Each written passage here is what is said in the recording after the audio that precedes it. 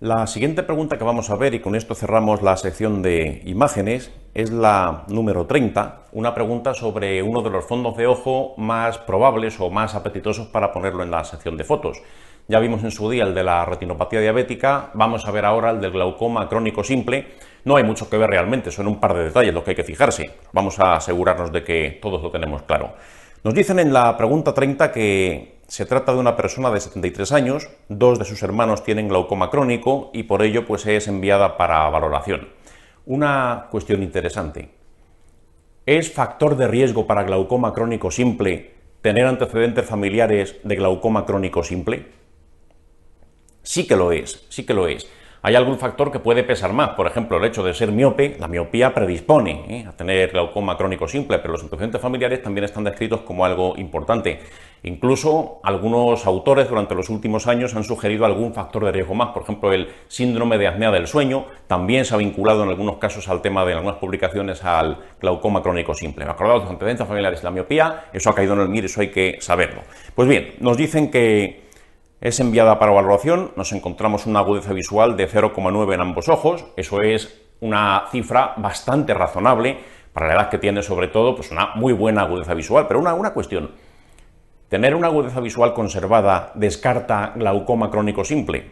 No, sabéis de sobra que no. El glaucoma crónico simple, cuando hace mella en la retina, no va a empezar por tocar la zona macular, va a empezar a tocar más bien la zona periférica. Por eso hasta sus últimos estadios puedo conservar la agudeza visual y eso no significa que no tenga un glaucoma crónico simple, Así que por eso no nos fiemos, seguimos viendo y nos dicen que la presión intraocular es de 27 en uno de los ojos y de 25 en otro de los ojos. Bueno, pues eso va a estar elevado, ¿Cuánto es lo normal de presión intraocular?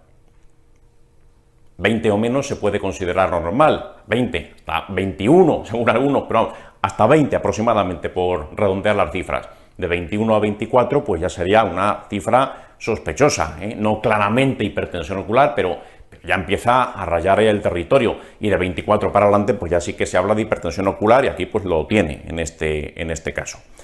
Bien, pues se hace una tomografía de coherencia óptica y nos dice que hay un adelgazamiento importante de las fibras nerviosas, y en el campo visual además aparece un defecto arciforme. Bueno, pues esto es, decía, que sucede. El campo visual no te va a mostrar una alteración en la zona macular de entrada, ni mucho menos. Va a ser zona periférica. Ese defecto arciforme también es bastante típico del glaucoma, pero mucho cuidado porque la agudeza visual se conserva hasta bastante avanzada la enfermedad. Hoy día la OCT, tomografía de coherencia óptica, es una técnica que es muy útil porque efectivamente cuantifica de forma muy objetiva el grosor de las distintas capas de la retina. Hace algunos años no estaba disponible, ahora sí. Eso es muy útil para la valoración de un paciente con posible glaucoma, como en este caso, y se confirma que lo tiene, lógicamente, con esta técnica y repercusión retiniana. Con respecto a este paciente, ¿qué sería lo más adecuado? Y bueno, pues hay una imagen que es la que tendríais que haber visto. ¿Y qué se ve en esta imagen? Realmente la imagen es decorativa. Hay que fijarse mucho en esta imagen para darse cuenta de que esta paciente tiene un glaucoma. Pues no, ni mucho menos. Ya te lo han contado. Campo visual, ya te han contado hipertensión tracular, ya te han contado el tema de la tomografía de coherencia óptica. Aquí la imagen es una decoración, básicamente. Pero vamos a recordar cómo se ve, en primer lugar, un fondo de ojo normal, a ver en qué aspectos hay que fijarse, y después cómo se vería un paciente con glaucoma crónico simple si te pone una foto típica, Así que bueno, pues vamos a revisarlo brevemente. Esto es un fondo de ojo normal. Aquí no encontramos nada patológico. Nos encontramos pues el disco óptico, no hay nada particular. Vemos la mácula, que se ve claramente dónde está. Vemos las diferentes arcadas, dos arcadas temporales y dos arcadas nasales, vasos. Ahora aparece la misma imagen con las distintas áreas marcadas. Todo el mundo lo ve perfectamente. Es un fondo de ojo normal y corriente, sin ningún tipo de alteración. Una cuestión importante. Al valorar un posible fondo de ojo que a lo mejor me están sugiriendo que el paciente tiene glaucoma a través de la foto tal, hay que fijarse muy bien en la papila. En la papila, cuidado, en todos los sujetos, en gente normal, nos vamos a encontrar una cierta excavación. Una excavación dentro de la papila que tiene unos límites. Fijaros, aquí tenéis una excavación normal, un paciente normal. Si la zona excavada con respecto al diámetro total de esa papila representa menos de un 30%, menos de 0,3, pues eso quiere decir que no hay ninguna alteración visible. Eso es normal, eso no, en principio pues no me tengo que inquietar. Por el contrario, cuando hago esta comparación cuando mido una, mido otra y me sale más de 0,6, ocurre aquí en este caso, eso ya, ese disco óptico parece que está más excavado, claramente de lo normal, aquí por encima de 0,6, esto sí que es complicado que no corresponda a un paciente con glaucoma crónico simple. Esto es uno de los datos que van a aparecer como consecuencia de esas fibras nerviosas que se van perdiendo como consecuencia de esa hipertensión ocular sostenida en el tiempo. Bueno, pues eso hay que fijarse, cómo de excavada está esa papila, esa relación que decíamos entre ambas magnitudes. Y otra cosa que también es muy típica, aquí en esta fotografía se ve muy bien, la excavación se ve, pero otro detalle, rechazo nasal de los vasos. Según salen los vasos de esa papila, parece que están no en el mismo centro, que es por donde deberían salir más o menos, sino rechazados hacia la periferia, hacia nasal. Ese rechazo nasal de los vasos es otro dato típico de los fondos de ojos de pacientes con glaucoma crónico simple. Bueno, pues esas dos cosas, la excavación del disco, rechazo nasal de los vasos y, atención, visto esto, no hay que ver mucho más, es una imagen sencilla, pero que hay que ser consciente de lo que buscamos, nos dicen cuál sería el tratamiento más adecuado de esta paciente. Y bueno, pues aquí esto es como todo en medicina, o como casi todo en medicina, los tratamientos suelen ser escalonados en función de la gravedad de las cosas y de los tratamientos que ha aplicado previamente. Esta paciente nunca ha sido tratada hasta ahora. Lo normal que sería, pues, empezar con un hipotensor ocular. En el caso de que eso no funcione, pues iré subiendo, a lo mejor le pongo 2, o si no, a lo mejor algo ya más invasivo, pero no voy a empezar de golpe, como dice la opción número 2 o la número 3, con procedimientos intervencionistas. Aquí lo más lógico tampoco es la 4, ¿no es preciso tratar al paciente? Pues no, porque evidentemente pues tiene un problema, está evidenciado bajo diferentes puntos de vista, la OCT, el tema de la campimetría, la 4 se descarta, pero la 1 es totalmente razonable. Tratamiento hipotensor con un fármaco, como suele hacerse. Hay muchos hipotensores oculares, pero hay dos grupos que son la mayor parte del tratamiento. Para la mayoría de la gente se pone uno de los dos y a veces hasta los dos, dependiendo de la respuesta. Un grupo van a ser los beta bloqueantes, colirio, normalmente el timolol. ¿Y eso qué inconveniente tienen? Los beta bloqueantes, esto se ha preguntado tal cual. Efectos secundarios a nivel sistémico, los que ya conocéis de los beta bloqueantes. Entre otros, la broncoconstricción, acordaos, timolol en gotas oftálmicas. Eso, incluso en gotas oftálmicas, puede dar problemas, como ya decíamos en algún simulacro. Eso se preguntó literal en el MIR. Y por otro lado tenemos los análogos de las prostaglandinas, los que terminan en prost, como el latanoprost, todos los demás que acaban en prost, análogos de prostaglandinas. Esos no van a tener efectos secundarios a nivel sistémico, pero sí a nivel local. Pueden dar una cierta hiperemia conjuntival, pueden hacer que las pestañas crezcan demasiado, pueden cambiar el color del iris, hay varias cosas que pueden hacer, pero son más bien locales, a diferencia de los beta bloqueantes que dan efectos sistémicos. Así que bueno, por eso aquí la pregunta 30, pues no decimos más, sería la número 1. Me imagino que la mayor parte de vosotros habréis visto claramente esos hallazgos, ese rechazo nasal, esa excavación excesiva del disco óptico, acordaos, ese cociente entre la excavación, la papila globalmente considerada, pues eso que decimos, más de 0,6, eso es lo que hay que recordar. Bueno, pues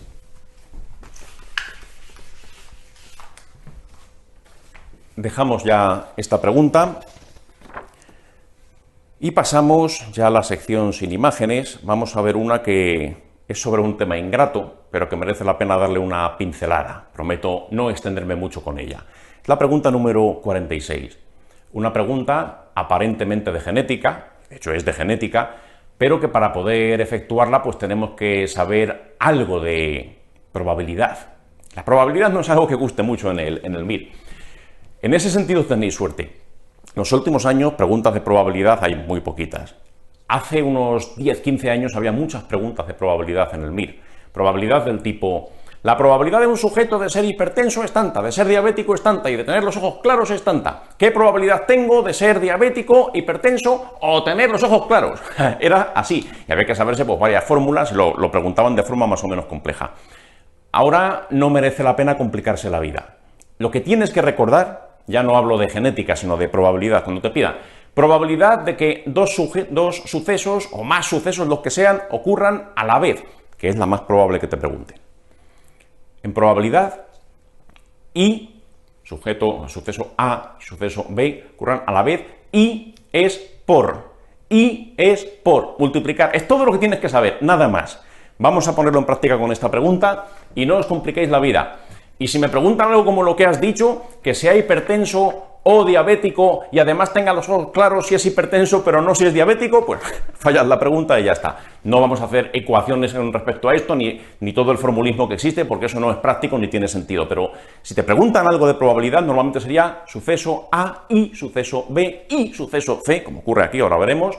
Multiplicas todas las probabilidades y ya está, tan simple como eso. Y es por.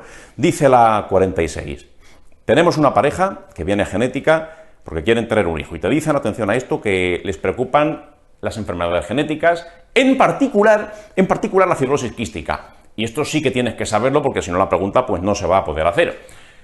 La fibrosis quística, ¿qué tipo de herencia tiene?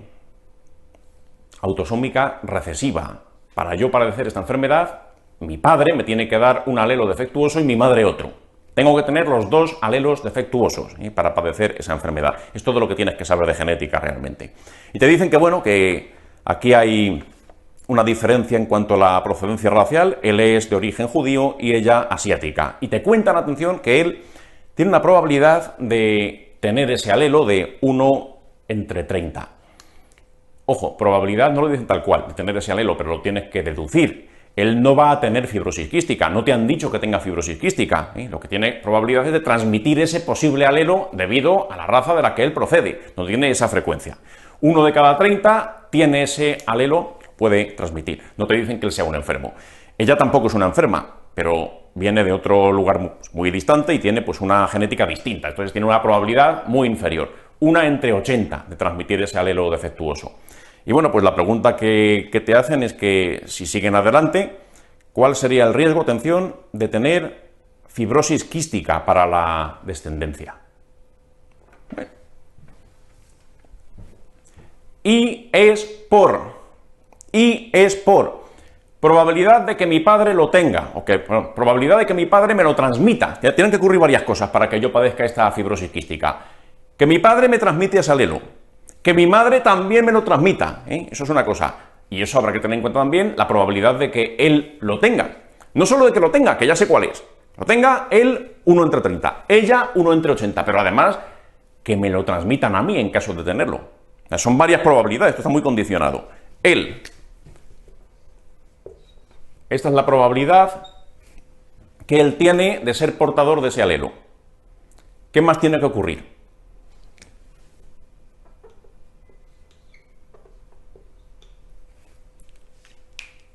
Que me lo transmita. Porque claro, una persona que tiene, son 2 cromosomas, uno afectado, el otro no, por el proceso de meiosis que ya conocía de sobra, pues se van a separar, algunos de sus gametos van a tener el alelo afecto y otros pues no. Entonces la probabilidad de que a mí me lo transmita es 1 entre 2. Que él lo tiene, estupendo, 1 entre 30, pero además me lo tiene que transmitir, tienen que pasar 2 cosas. Que lo tenga y que me lo transmita. Eso por parte de mi padre. Y además, es decir, por que mi madre lo tenga 1 entre 80 porque es asiática. Ahí parece que es menos frecuente ese alelo en la población. Y que además me lo transmita, lo mismo. Puede tenerlo, transmitirlo, puede tenerlo, no transmitirlo. Depende, se van a segregar cromosomas. Entonces, aquí tienen que ocurrir esas 4 cosas. Que él lo tenga y lo transmita, que ella lo tenga y lo transmita. Y si multiplico estas 4 cosas, me sale la respuesta número 4, 1 entre 9.600. Esa es la respuesta final. Mucho cuidado porque alguno lo que habrá hecho es las cuentas de tal manera que haya salido la opción número 2, 1 entre 2.400. Eso está mal, 1 entre 2.400 no es correcto, o sea, no es esto y esto solamente. Probabilidad de que él lo tenga, 1 entre 30, de que ella lo tenga, 1 entre 80, perfecto, si eso va a influir, pero es que además tiene que darse el caso de que me lo transmita, que a lo mejor resulta que a mí me lo transmite, a mi hermano no, y son 50% de posibilidades, hay que tenerlo en cuenta también, cuidado, autosómica recesiva, para yo tener la enfermedad me lo tienen que transmitir los dos, primero él y luego ella, o viceversa, lo mismo me da. Y de esa manera, entonces, si yo hago la multiplicación, me sale 1 entre 9.600, no 1 entre 2.400. Cuidado con ese detalle. Otra forma de plantear el problema también podría ser de la siguiente forma. 1 entre 30, probabilidad de que él tenga ese alelo, por 1 entre 80, probabilidad de que ella tenga ese alelo, y tiene que darse otro supuesto, probabilidad de que yo herede los dos, que es lo que tiene que suceder para que yo tenga una enfermedad autosómica recesiva. Para que yo sea enfermo tengo que heredar los dos. ¿Y qué ocurría con ese juego de probabilidades? Lo representamos suponiendo que los dos lo tengan. En el patrón de herencia autosómico recesivo podían darse, combinación, pues 4 supuestos. El más afortunado, heredo los dos buenos. También puede ocurrir esto, que herede el malo de mi padre, el bueno de mi madre, el bueno de mi madre y el malo de mi padre, lo tengo igual, y también puede ocurrir, y este es el caso más desfavorable, malo y malo, este de aquí, 25%, es decir, 1 entre 4. Probabilidad de que en un caso de herencia autosómica recesiva yo me lleve los dos malos, 1 entre 4. Es otra forma de verlo, que realmente es lo mismo de aquí, 1 entre 2 por 1 entre 2. Bueno, pues 1 entre 4 y el resultado pues es exactamente el mismo, 1 entre 9.600. ¿Sí? Se puede plantear de muchas maneras. 3 probabilidades, él lo tiene, ella lo tiene y además se me transmite en un patrón autosómico recesivo, o más sencillo, más burdo, él lo tiene y lo transmite, ella lo tiene y lo transmite y sale exactamente lo mismo. Y es por probabilidad de que un sujeto elegido al azar en la población tenga hipertensión, 25%.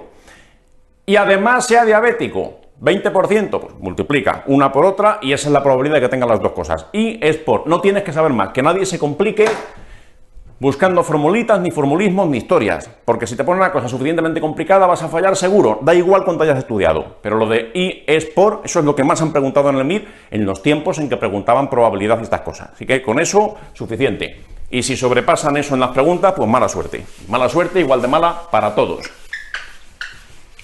El estudio del MIR también tiene que tener en cuenta la probabilidad de que ocurran ciertos sucesos. De ahí priorizaciones, conclusiones, etcétera, como sabéis de sobra. Bueno, pues nada más con respecto a la 46. Vamos a ver ahora una pregunta que realmente es de pensar un poquito, que es de lógica y que se podría sacar sin un gran esfuerzo, que es la número 52. La 52 es pura técnica de examen. Dice la 52. El periodo de recambio de los timocitos es muy elevado, lo que refleja una gran capacidad de proliferación y expansión. ¿Qué tipo celular del timo tiene mayor tasa de recambio? Vamos a ver esto. Aquí no hay que complicarse. Una célula, ¿cuándo tiene mayor tasa de recambio? Otra forma de plantearlo. ¿Qué tiene mayor tasa de recambio? ¿Una neurona o una célula de las que revisten el epitelio intestinal? Pues hombre, una neurona no tiene mucha capacidad de replicación. Hay algunas que sí pueden dividirse, pero eso no es lo normal en el común de las neuronas. Es una célula muy diferenciada. Sin embargo, una célula que reviste un epitelio está constantemente multiplicándose, es poco diferenciada y tiene que tener una gran regeneración, porque de lo contrario pues no podría renovarse, estando expuesta a ácidos y a cosas de esas como ocurre en el epitelio intestinal. Entonces, una célula epitelial regenera más rápido que una célula muy diferenciada, como la neurona, como una célula muscular, por ejemplo. Bueno, pues aquí es lo mismo, te están preguntando lo mismo. A ver, aquí, de estas 4, ¿cuál tendrá más tasa de recambio?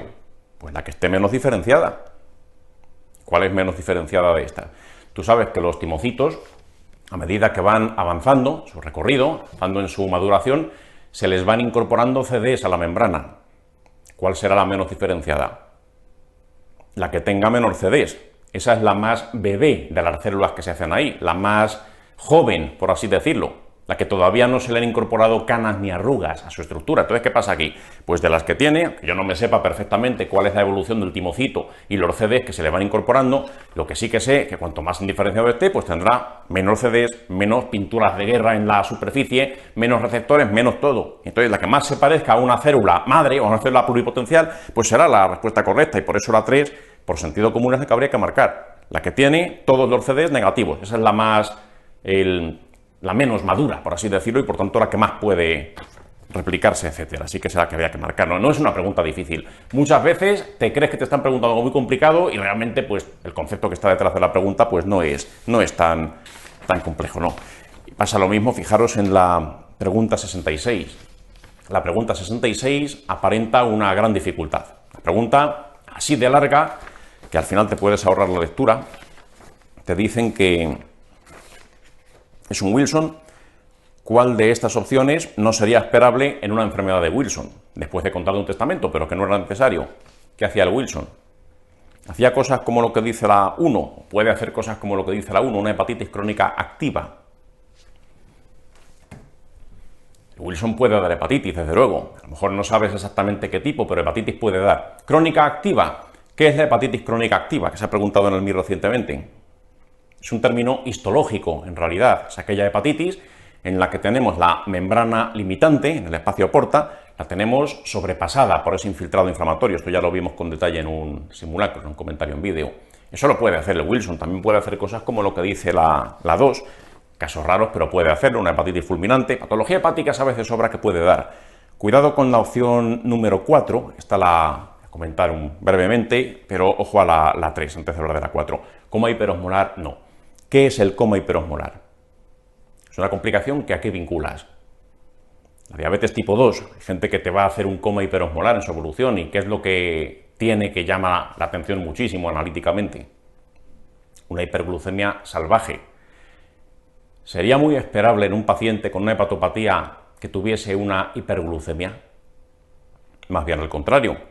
Si el hígado está sufriendo, está perdiendo sus funciones, pues posiblemente tengas tendencia a la hipoglucemia. Mucho cuidado con eso. Así que es muy difícil que una persona con hepatopatía crónica tuviese, como dice la 3, un coma hiperosmolar. Eso no tiene sentido.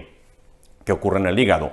No hay reservas de glucógeno porque el hígado pues poco a poco se está deteriorando su función, pues habrá menos gluconeogénesis, menos envío de glucosa a sangre, etcétera. Por eso la tendencia a ser la contraria. Por eso la 3 no tiene credibilidad. Cuidado con la 4. A lo mejor alguno esto no lo recordaba, no lo conocía. Cuidado con esto porque en el MIR una vez lo preguntaron. Una pregunta que no aparece en el desglose por lo antigua, pero atención. En el Wilson puede haber anemia hemolítica. Tienes que saber incluso qué tipo de anemia es. ¿Es una anemia hemolítica que se debe a qué? A la toxicidad del cobre. Cuidado con eso. Es porque el cobre, hay mucho cobre suelto, mucho cobre libre en sangre, eso es tóxico para las membranas de los hematíes. Es una combinación muy típica, es hepatopatía más hemólisis. Una de las posibilidades es una enfermedad de Wilson, y acordaos que es por eso, un mecanismo tóxico directo del cobre sobre la membrana de los hematíes. No es por producción de anticuerpos antihematíes, una anemia que es hemolítica, se rompen hematíes, pero no es autoinmune, no es autoinmune, es por el cobre libre que está exageradamente alto. Así que por eso la opción número 4 sí que sería factible. Hepatitis más hemólisis, por eso os tiene que sonar, si no a Wilson, por lo menos a un posible Wilson. Se lo digo porque el caso clínico que apareció en el MIR en su día fue precisamente eso. Hepatitis más hemólisis. Un paciente de 30 años que además tenía algún trastorno del movimiento que no había sido diagnosticado, pero que estaba en estudio de neurología, y al final pues era un Wilson como una casa. Bueno, pues la 3 entonces sería la menos esperable. Vamos a ver a continuación otra pregunta, que es la 73. La 73 la comento porque siempre que la ponemos hay mucha gente que falla, porque a la hora de elegir la opción correcta se le olvida por qué viene el paciente. Vamos a ver. Paciente, fijaros que nos cuentan que tiene una disminución de la libido desde hace 10 años, fatiga desde hace 5, intolerancia al frío, aumento de las partes sacras. Vamos a ver. Esto, ¿a qué alteración endocrina se podría imputar cada síntoma? Cada dato que nos cuentan. Disminución de la libido, pues puede ser por un descenso de las gonadotropinas, ¿de acuerdo? Hormonas hipofisarias, bien. ¿Puede tener fatiga? Pues a lo mejor eso es porque tiene un déficit de ACTH, también hormona hipofisaria, perfecto. ¿Intolerancia al frío? Pues a lo mejor porque tenga un hipotiroidismo de origen hipofisario, poca TSH, parece que tiene un panhipopituitarismo, parece que hay muchas hormonas hipofisarias que le están faltando, por eso pues tiene estas cosas, y sin embargo tiene un aumento progresivo de las partes sacras, y eso a qué te tiene que sonar, es un aumento de la GH, acromegalia. Entonces esto aquí, piensas, pues ya está, todo integrado, pues ¿qué será? Un adenoma, productor de GH, que justifica todo lo que sea el tema del crecimiento de las partes sacras, pero todo lo demás va a menos. ¿Por qué? Porque ese gran adenoma está marginando, está comprimiendo todo el resto de la hipófisis, está llevando la mayor parte del flujo, y todo lo demás pues va a menos, mientras la GH pues cada vez va a más. Pero, cuidado, aquí mucha gente cuando hace esta pregunta la respuesta que da es la 2. Es verdad que hay una acromegalia, hay un progresivo hipopituitarismo, pero se les olvida por qué viene el paciente. ¿Qué más te han contado?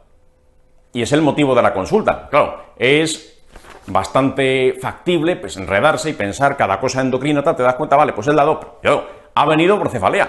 Ha venido por cefalea. ¿Qué alteración endocrina en la hipófisis te va a producir cefalea? Alteración endocrina, a lo mejor ninguna. La cefalea no va a ser porque me falte TSH o porque me falte ACTH o porque me... No.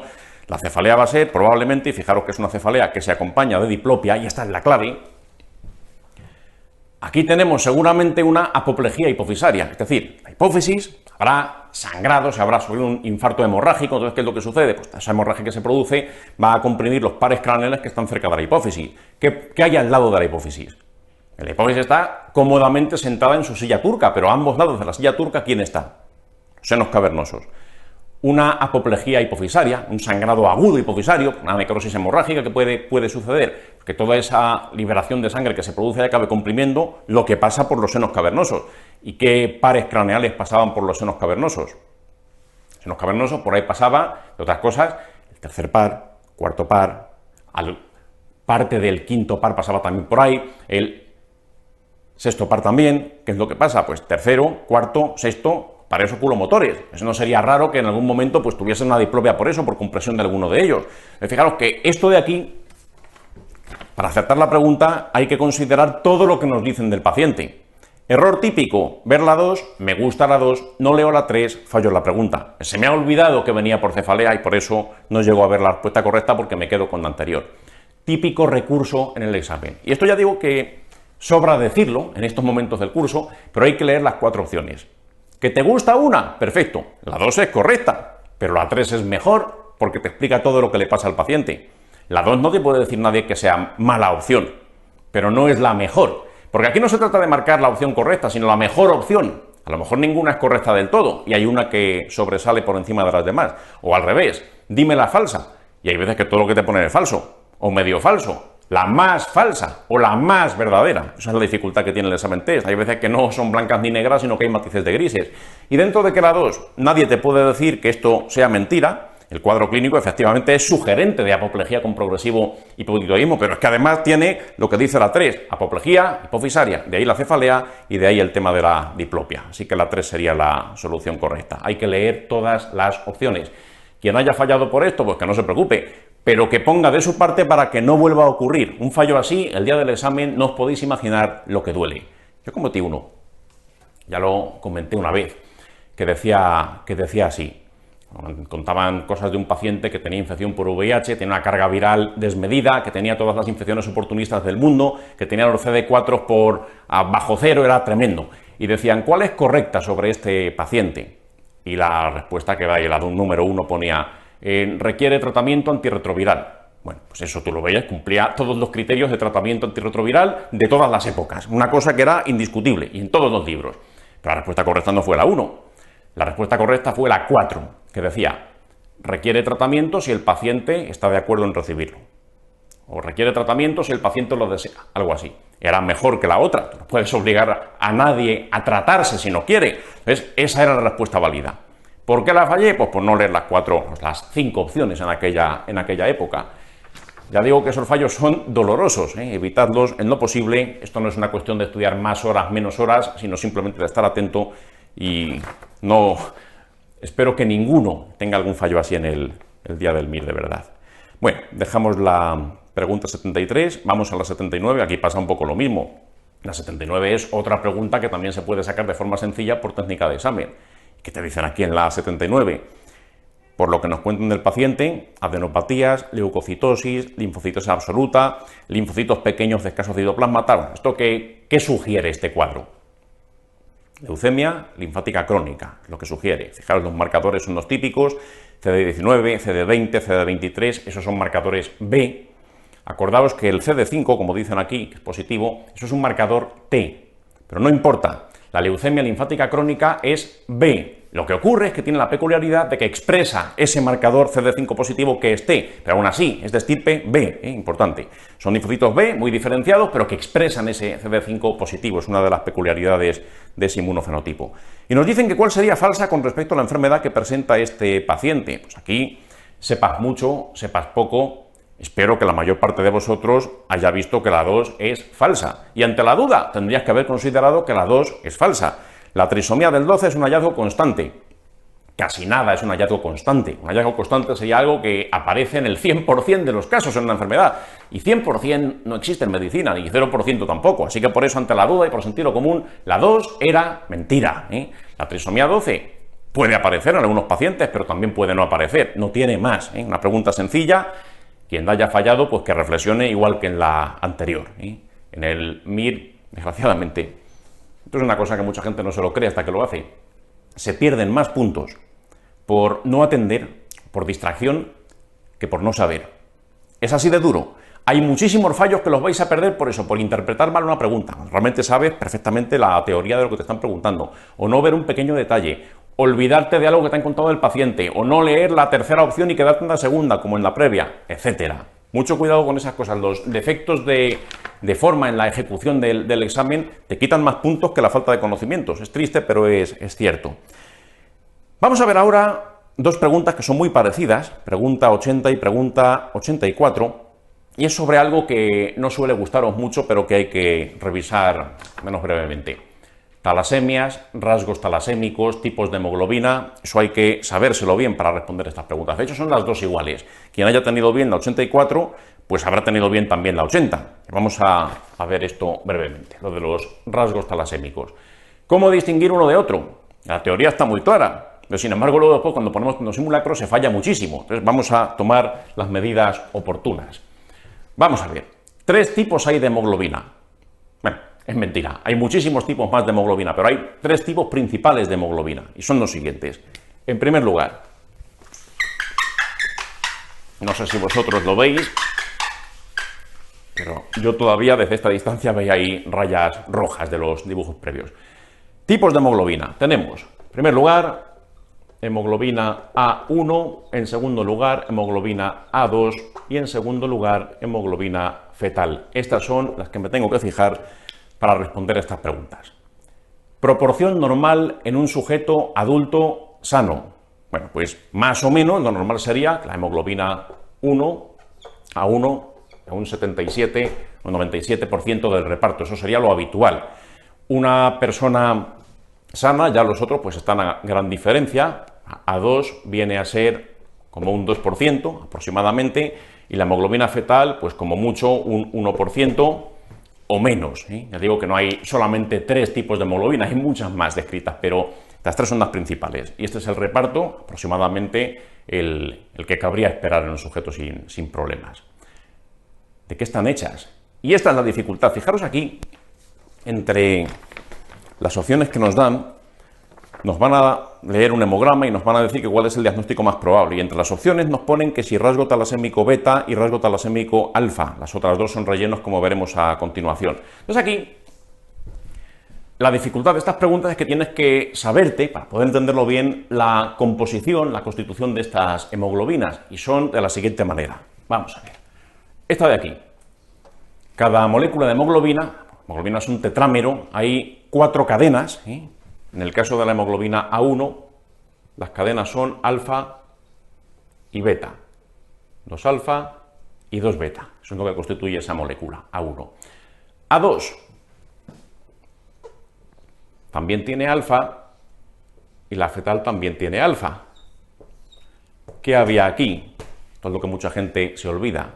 ¿Qué había ahí? A delta, que es A gamma. Cadenas delta, cadenas gamma. Bien. ¿Qué pasa? Atención, ¿qué pasa si yo tengo un rasgo talasémico? Vamos a ver primero el beta, más frecuente en nuestro medio, y después el alfa, que es el que nos cuentan aquí en esta pregunta. Distinción. Una talasemia de verdad, talasemia mayor, eso implica una incapacidad muy importante de hacer alguna de esas cadenas. Si yo, por ejemplo, no soy capaz de hacer cadena alfa, no soy capaz de ninguna manera, no tengo codificada en mi genoma esa cadena alfa. Entonces, ¿qué pasa? Pues tendré una talasemia alfa. ¿Y qué tendré en su lugar? No voy a tener cadenas alfa, pues habrá, si tengo una talasemia alfa, tendré unas hemoglobinas aberrantes, me puedo encontrar pues a lo mejor tetra menos beta o tetra menos gamma, en fin, cosas de ese tipo, pero no va a haber cadena alfa, esa es la talasemia alfa. O si tengo una beta-talasemia, en mi genoma ni está codificada la cadena beta, no puedo haber ni una cadena beta, pues habrá combinaciones que no incluyan la cadena beta, eso es lo que va a suceder, y además, por consiguiente, anemia también, porque esto no va a ser del todo compensable. Pero aquí, cuidado, no estamos hablando de talasemias como tales, aquí, el paciente no va a tener una incapacidad absoluta de hacer alguna cadena, va a tener una dificultad relativa, le va a costar hacer alguna cadena, pero no es que no la pueda hacer, hace, pero de menos. Entonces, ¿cómo sería una persona que tiene una beta-talasemia? Rasgo beta. ¿Qué pasaría ahí? Rasgo beta-talasémico. Aquí fijaros en la pregunta, nos cuentan que tiene unos hematíes, 5 millones y pico, nos cuentan un volumen corpuscular de 67 y tiene muchos hematíes pero pequeñitos. Es lo típico de las talasemias, tienen muchos pero pequeños. Y después nos cuentan que nada, pues el resto es todo normal, ferritina 180, para que no pienses en una ferropenia.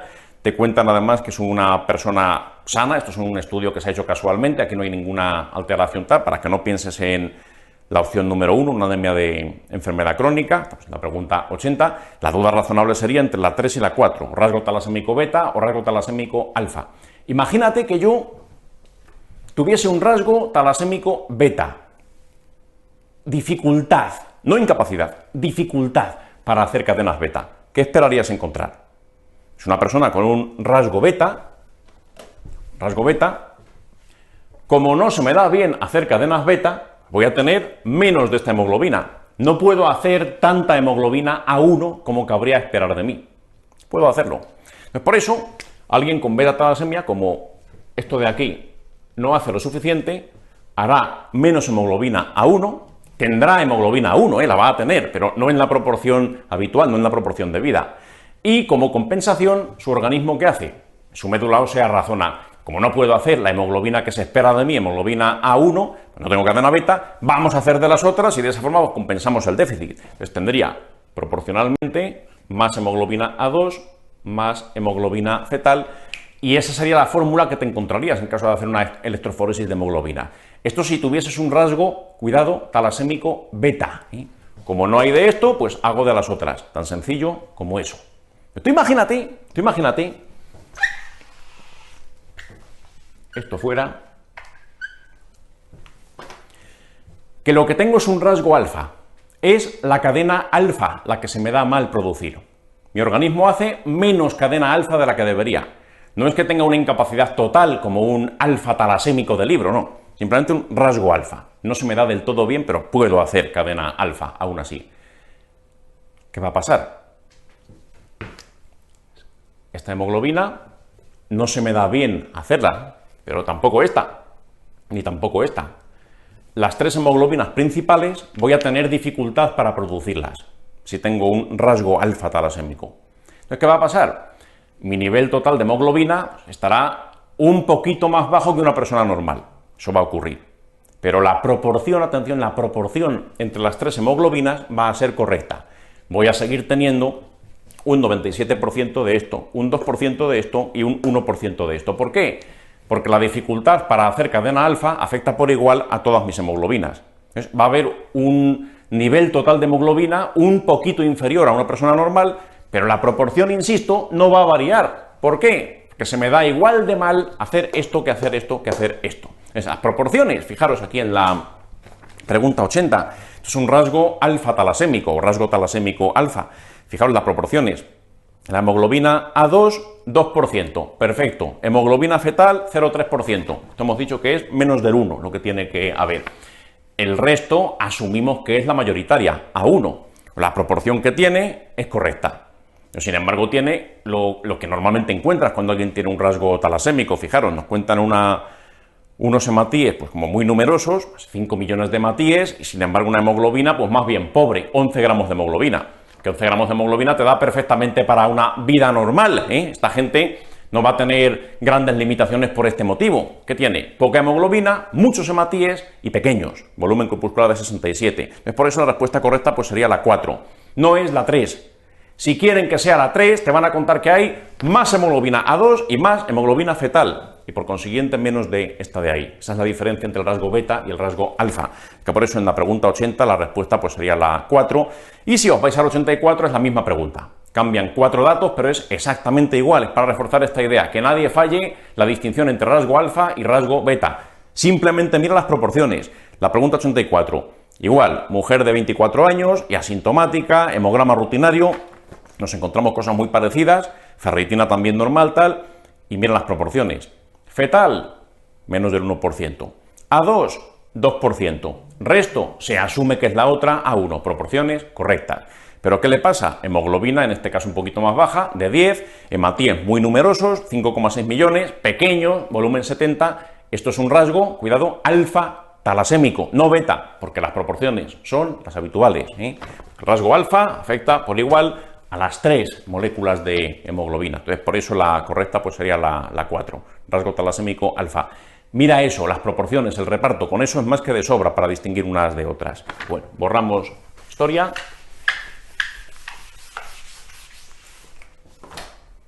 Y nos vamos, atención, a la pregunta número 100, una pregunta también de epidemiología y estadística, donde nos hablan del coeficiente de determinación, R cuadrado.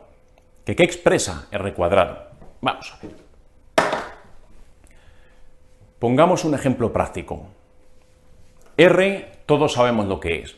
¿Qué es lo que expresa R sin cuadrado? El coeficiente de la correlación lineal de Pearson, eso es R. Si yo, por ejemplo, te digo que entre estos dos parámetros, dos variables, variable 1 y variable 2, y esto es un caso real, esto lo hemos hecho nosotros durante muchos años después de que los alumnos se presentan al MIR cada promoción. Voy a cruzar dos variables con los datos que ya tengo, y las variables son, variable 1, número de simulacros que cada uno ha hecho durante el curso. Habrá gente que habrá hecho todos los simulacros, habrá otros que hayan hecho 25, otros 20 y otros 4. Bien, eso es una de las cosas que voy a cruzar. Variable 2, netas el día del MIR. Eso, como sabéis, cuando os presentáis, metéis los resultados en nuestra web, sabemos de vosotros los simulacros que cada uno ha hecho, sabemos las netas en base a lo que metéis, y ahí pues se hace ese cruce. Y te sale, como esto es quanti, una de las cosas que se puede aplicar es la correlación de Pearson, la R, y que esperáis que salga. Un valor positivo, un valor negativo, un valor cercano a 0.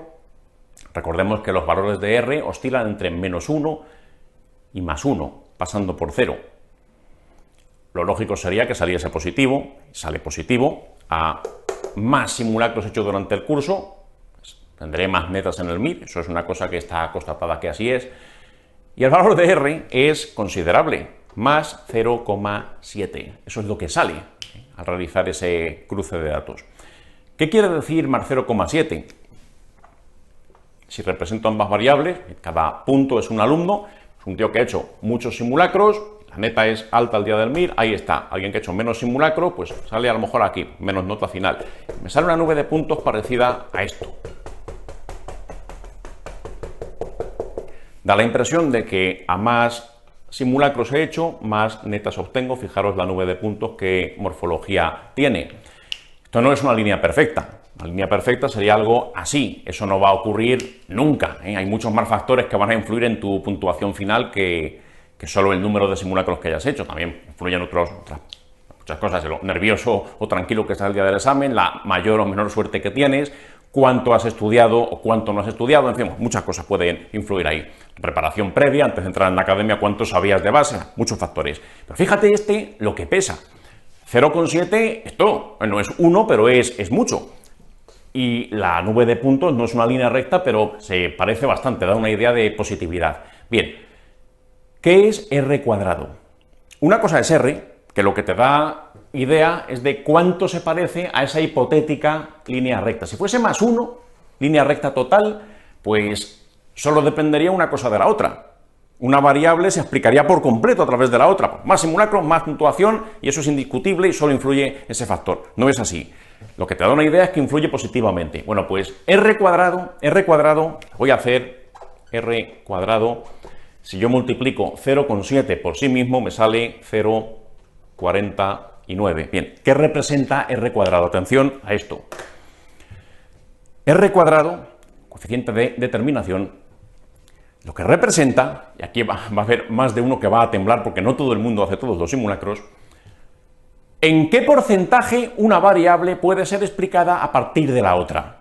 Es decir, un R cuadrado de 49, 0,49, expresado en porcentaje es un 49%, lo que quiere decir es que de las netas que yo consiga el día del MIR, el 49% de esas netas es consecuencia directa del número de simulacros que he realizado. Eso es lo que quiere decir. ¿En qué porcentaje una variable explica la otra?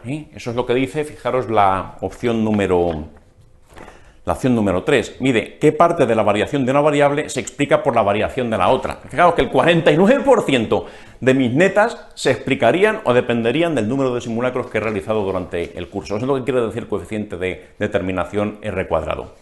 No confundirlo con R. R da una orientación de la morfología con respecto a una hipotética máxima línea recta que sería más 1. Más 0,7 no está mal. Pero si la pregunta es ¿en qué porcentaje esto depende de esto? R cuadrado, coeficiente de determinación, por eso es la 3. Resto de las opciones, pues vamos a ver cómo se contestaría. Dice la 1, la intensidad de la relación lineal entre dos variables cuantitativas. La 1 no es verdad, la 1 sería R, sin cuadrado. 2, la concordancia entre observadores. No, concordancia entre observadores, ya sabéis, se puede aplicar o bien kappa, o también el coeficiente de correlación intraclase, se puede utilizar también, pero R y R cuadrado no es para eso, no es para ver la mayor o menor proximidad entre dos observadores, ni mucho menos, que por eso la 2 no nos vale. Y cuidado con la 4, esta es la que mencionábamos antes, dice, la heterogeneidad de los estudios incluidos en un metaanálisis. No. ¿Cómo se medía eso? I cuadrado, I cuadrado, eso es lo que marca la heterogeneidad. Y menos conocida, pero que también se podría preguntar, o mucho menos probable, sería la prueba Q, eso también da una idea de la heterogeneidad, pero tenéis que saber una sola heterogeneidad, la que ha caído en el MIR hasta ahora, y cuadrado. Bueno, es que por eso la 100, la respuesta sería la 3, nada más al respecto. Esto ilustra la importancia que tiene hacer los simulacros, hasta casi la mitad de tu puntuación va a depender de eso. El Ministerio, esto ya lo hemos reflexionado varias veces, no mide realmente lo que sabes, debería medir lo que sabes. Indirectamente mide lo que sabes. Lo que mide es lo que contestas.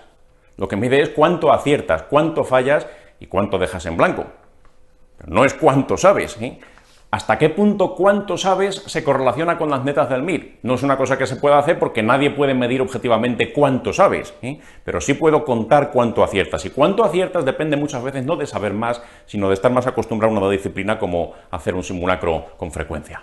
Bueno, pues dejamos entonces la 100. Cuidado con la pregunta 114. Esta, la 114, fijaros que nos hablan de una masa renal derecha de 7 centímetros que se han encontrado en un TAC. No nos cuentan nada más. Es un fumador que además tiene fiebre, tiene leucocitosis y tiene anemia de trastorno crónico. ¿Cuál sería la más probable? Pues vamos a ver. La pregunta en sí no me interesa demasiado. De hecho, la pregunta es sencilla. Causa más frecuente de masa renal sólida.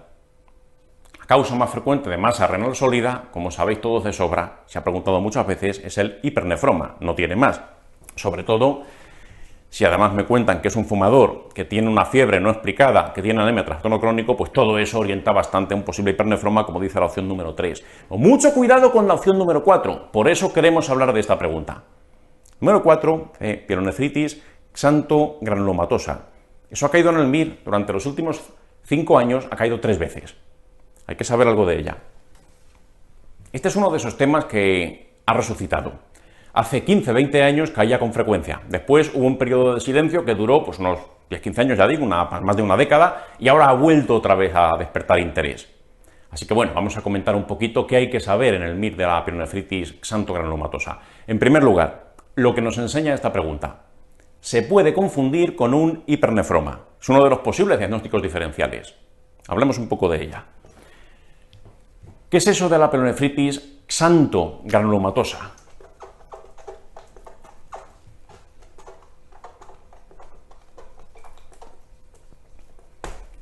Se escribe junto, pero por motivos didácticos, y aquí el título nos va a ayudar mucho, lo pongo separado. ¿Qué quiere decir xanto? Amarillo, amarillo, Quedaros con ese color, ese es el color de la pielonefritis xantogranulomatosa, y granulomas pues ya lo sabéis todos de sobra. ¿Qué sucede en esta entidad? Es un cuadro crónico importante, es un cuadro crónico. Se puede confundir con un hipernefroma porque va a dar masas renales, por ese motivo, pero es un cuadro crónico. No es como la típica pielonefritis aguda que todos conocéis, que si fiebre y malestar general y puniopercusión positiva y esas cosas, no. Esto es un cuadro crónico. Y aquí, lo primero, tipo de paciente, y así es como lo han tratado hasta ahora en el examen. Tipo de paciente. ¿Mujer o varón? Mujer va a ser. Con gran probabilidad. Una mujer, 55, 60 años, te van a contar, sabéis que las infecciones del tracto urinario pues son más frecuentes en el sexo femenino, y aquí esto tiene algún tipo de vinculación con lo de las infecciones del tracto urinario, por eso lo menciono. ¿Qué sucede en este tipo de pielonefritis? Pues vamos a ver, mira. El tracto urinario de todos los seres humanos, en algún momento de nuestra vida, pues va a pasar por ahí alguna bacteria. ¿Por qué? Pues porque por las inmediaciones pues pasan de vez en cuando Escherichia coli, algunas otras enterobacterias, que si Proteus, que si no sé qué. Pero lo normal, ¿qué es? Lo normal es que en mi tracto urinario, si por algún motivo llega ahí la Escherichia coli, el propio flujo de la orina va a dificultar su ascendencia, o que suba por los uréteres, que no tiene por qué tener ninguna consecuencia, es eliminada y ya está. Por eso es más frecuente en el sexo femenino, cuya uretra es muchísimo más corta que en el varón. Pero bueno, la cuestión, lo normal sería ser capaz de eliminarlo y punto. Si pasa una E. coli, pues fuera. ¿Qué sucede? Hay sujetos que parecer bichos como Escherichia coli, también otros como Proteus, y alguno más que ya ni voy a mencionar, pero de esta índole, enterobacterias, cosas de estas, pues hay una cierta dificultad innata por parte del sistema inmune para acabar con estos bichos, les cuesta eliminarlos. Y además, te van a contar que hay por ahí una litiasis o historia de litiasis, incluso ya manifiestamente una litiasis concomitante. ¿Qué es lo que sucede? Pues mira, pues yo tengo aquí mi riñón, mis cálices renales, tal, mis vías urinarias, aquí una litiasis, imagínate. Y por aquí, pues por algún motivo, pues llega a estar presente una bacteria E. coli similar. Entre la dificultad que implica el flujo de orina, esa litiasis, que ya pues hace un cierto estasis de orina, pues puede hacer que proliferen más, etcétera, y mi sistema inmune, que no es muy capaz, no está muy dotado para eliminar estos bichos, pues llega un momento en el que empiezan a proliferar y hay una respuesta. Y una respuesta que es esta. Una respuesta granulomatosa. ¿Qué es un granuloma? Un granuloma es un método que utiliza nuestro sistema inmune, ¿para qué? Para confinar aquellas cosas que a lo mejor pues no nos son gratas por diferentes motivos. O una bacteria que no puedo eliminar, pues lo que hago es envolverla, aislarla en un granuloma, pongo alrededor una corona de linfocitos que están apuntando con sus escopetas al granuloma para que de ahí no salga ni entre nadie y ya está, es una opción. O un cuerpo extraño. Cuerpo extraño también puede ser confinado como granuloma. Bueno, pues si yo tengo dificultad para eliminar esto o similares, va a haber o puede haber una reacción granulomatosa en torno a ellos. Y esos granulomas poco a poco van creciendo y van deformando ese contorno de ese riñón, hasta el punto que cuando lo diagnostico, normalmente no me voy a encontrar un riñón así de bonito que parece una judía, como dicen los libros, ni mucho menos. Encuentro esto, cosa deforme, amorfa, grande, sólida, y si tomo una muestra, tomo una biopsia, me puedo encontrar lo siguiente. Y esto es lo de xanto. Xanto granulomatosa. Granulomas va a haber por el mecanismo que hemos dicho, lo que no elimino, pues lo confino. Esto que pinto aquí es un macrófago. Los macrófagos que voy a encontrar en ese corte histológico son muy típicos, son células espumosas. Este es el núcleo del macrófago, y me voy a encontrar en su citoplasma multitud de vacuolas llenas de lípidos. Eso es lo que estoy pintando aquí. Imagínate que toda la célula fuese así, células espumosas, y como los lípidos son amarillos o amarillentos, si son muchas grasas, imagínate esto multiplicado muchas veces, muchísimos macrófagos así llenos de lípidos, pues el aspecto macroscópico pues es como amarillento, Entonces, por eso es xanto, o sea, amarillento, granulomatosa. Al microscopio voy a encontrar también granulomas, que es lo que hace el sistema inmune con esto, pues es intentar confinar. Entonces, ¿eso con el tiempo qué pasa? el riñón crece y crece y crece, se va volviendo cada vez más amorfo, va perdiendo función renal. Este riñón, una vez que ya lo diagnostico, generalmente ya está invalidado, no sirve para nada, y por eso el tratamiento de la mayor parte de los casos de pielonefritis xantogranulomatosa va a ser la nefrectomía. Más la nefrectomía, igual que en un hipernefroma. Voy a quitar el riñón porque en este caso está infectado, no puedo hacer nada con él, no sirve para nada, pues lo quitas y fin de la historia. Eso es lo habitual, ese es el desenlace más frecuente. En el hipernefroma, pues también lo habitual es nefrectomía. Lo que pasa es que, claro, pues uno es un tumor que puede metastatizar y puede dar problemas mucho más importantes, y esto pues no, esto es una suerte para el paciente. Te digan, tienes una masa renal sólida, causa más frecuente hipernefroma, pero luego te la quiten y resulta que el patólogo te dice que es una xantogranulomatosa. Pues bendito Proteus, bendita E. coli y benditos granulomas amarillos, ¿eh? Bueno, pues eso lo tienes que conocer, este cuadro.